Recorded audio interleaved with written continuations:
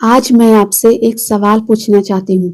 हम सब बचपन से सुनते आ रहे हैं, मेहनत का फल मीठा होता है, यानी hard work is the key to success. लेकिन क्या आपने कभी सोचा है कि एक रिक्शा चलाने वाला या कंस्ट्रक्शन साइट पर काम करने वाला मजदूर दुनिया का सबसे अमीर इंसान क्यों नहीं है? वो तो सबसे ज्यादा पसीना बहाता है।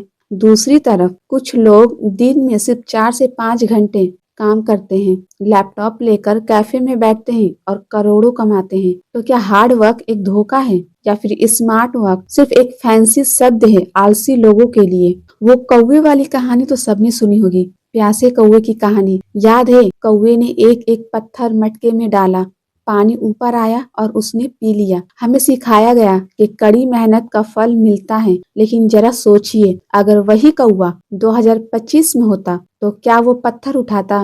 नहीं, वो शायद पास पड़ा हुआ एक स्ट्रॉ उठाता और मटके में डालकर 2 सेकंड में पानी पी लेता।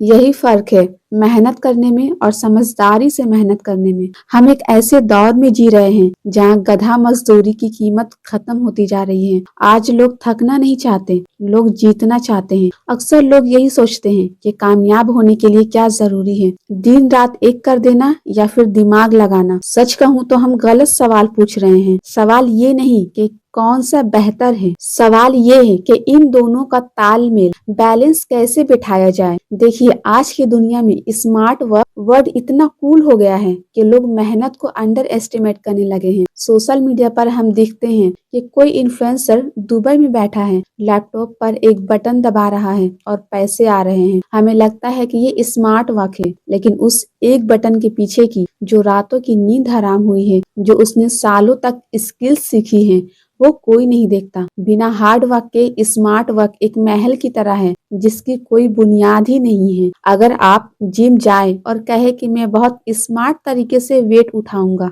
तो वजन तो उठाना ही पड़ेगा ना, पसीना तो बहाना ही पड़ेगा। हार्ड वर्क आपके कैरेक्टर को बिल्ड करता है। ये आपको वो डिसिप्लिन सिखाता है जो तब काम आता है जब आपका मोटिवेशन खत्म हो जाता है। लेकिन प्रॉब्लम तब शुरू होती है जब हम मेहनत को अपनी पहचान बना लेते हैं। हम सोचने लगते हैं, क्या अगर मैं 12 घंटे काम कर रहा हूँ तो मैं बहुत महान काम कर रहा हूँ। देखो, बिजी होना और प्रोडक्टिव होना, इन दोनों में जमीन आसमान का फर्क है। अगर आप सारा दिन एक दीवार को धक्का दे रहे हैं तो आप मेहनत तो बहुत कर रहे हैं, पर दीवार टस से मस नहीं होगी। वो हार्ड वर्क बेकार है क्योंकि उसकी डायरेक्शन गलत है। अब बात करते हैं उस स्ट्रॉ वाले कौवे की, यानी स्मार्ट वर्क का मतलब काम से जी चुराना नहीं है, बल्कि काम को इंजीनियर करना है। इसका मतलब है कि आप अपनी एनर्जी वहां लगा रहे हैं जहां से सबसे ज्यादा रिजल्ट निकलना चाहिए। इसे एक एग्जाम्पल से समझते हैं। मान लीजिए आपको दिल्ली से मुंबई जाना है। एक इंसान पैदल निकल पड़ता है पूरी शिद्दत के साथ, बहुत हार्ड वर्क। दूसरा इंसान अपनी एनर्जी और पैसा बचाकर फ्लाइट की टिकट लेता है और 2 घंटे में पहुंच जाता है। पहुंच तो दोनों गए, लेकिन दूसरे वाले के पास मुंबई पहुंचकर काम करने की एनर्जी बची थी, जबकि पहला वाला सिर्फ थक कर हार गया। स्मार्ट वर्क का मतलब है लेवरेज। आज 2025 में हमारे पास एआई है, टेक्नोलॉजी है, ऑटोमेशन है। अगर आज भी आप वही घिसे पीटे तरीकों से काम कर रहे हैं जिनसे मशीनें आपसे बेहतर कर सकती हैं, तो आप अपनी काबिलियत का अपमान कर रहे हैं। स्मार्ट वर्क आपसे कहता है कि रुको, सोचो और फिर करो। काम शुरू करने से पहले खुद से पूछिए, क्या इस काम को करने का कोई बेहतर तरीका है? क्या ये काम वाकई जरूरी है? अक्सर हम उन कामों में अपनी जान झोंक देते हैं जिनका हमारे बड़े गोल से कोई लेना देना ही नहीं होता। स्मार्ट वर्कर वो नहीं जो हर काम को करता है। स्मार्ट वर्कर वो है जो जानता है कि क्या नहीं करना है। तो फिर सही रास्ता क्या है? सही रास्ता है स्ट्रेटेजिक हार्ड वर्क, यानी मेहनत तो करेंगे लेकिन आंखें खोलकर। दुनिया के सबसे सफल लोग पहले स्मार्टली अपना रास्ता चुनते हैं, अपनी कुल्हाड़ी की धार तेज करते हैं और फिर उस रास्ते पर इतनी कड़ी मेहनत करते हैं कि कोई उनका मुकाबला ना कर सके।